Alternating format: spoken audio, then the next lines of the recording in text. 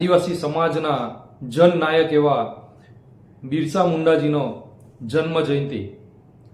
આ જન્મ જયંતિ નિમિત્તે નેત્રંગ ખાતે જે આદિવાસી સમાજના લોકો મોટી સંખ્યામાં જ્યારે સ્વયંભૂ ઉમટી પડ્યા, એ તમામ લોકોનો હું ભરૂચ જિલ્લા પ્રમુખ પિયુષ પટેલ આપ સૌનો આભાર વ્યક્ત કરું છું.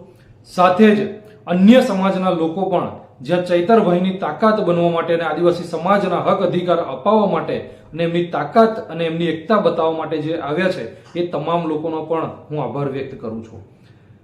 આજે વાત એ કરવી છે કે ગુજરાતના બે મોટા પ્રોગ્રામ, એક પ્રોગ્રામ જે દેશના વડાપ્રધાન કરી રહ્યા હોય અને ચૈતરભાઈ વસાવા જેવો ધારાસભ્ય છે દેડિયાપાડાના, એ વિસ્તારની અંદર ચૈતરભાઈ વસાવાની ગેરહાજરીની અંદર જે પ્રોગ્રામ કરવામાં આવ્યો, ત્યાં પ્રધાનમંત્રીજીના જે પ્રોગ્રામમાં તમામ પ્રકારના જે સરકારી વાહનો છે એનો દુરુપયોગ કરવામાં આવ્યો, જનતાના ટેક્સનો દુરુપયોગ કરવામાં આવ્યો.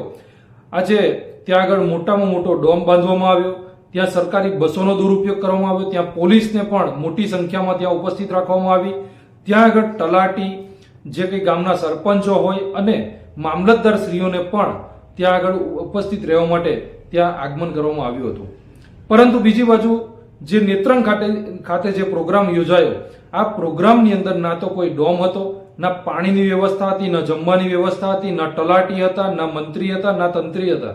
અને ફક્ત ચૈતરભાઈ વસાવા અને આનંદભાઈ પટેલ, આ બે ધારાસભ્યની આગેવાનીની અંદર આદિવાસી સમાજનો જે અવાજ છે, એવા બંને ધારાસભ્યની આગેવાનીની અંદર આ જે પ્રોગ્રામ જે યોજાયો અને જે જન્મ જયંતિ જે ઉજવવામાં આવી, એ બતાવી રહ્યું છે કે હવે આદિવાસી સમાજ જાગી ગયો છે.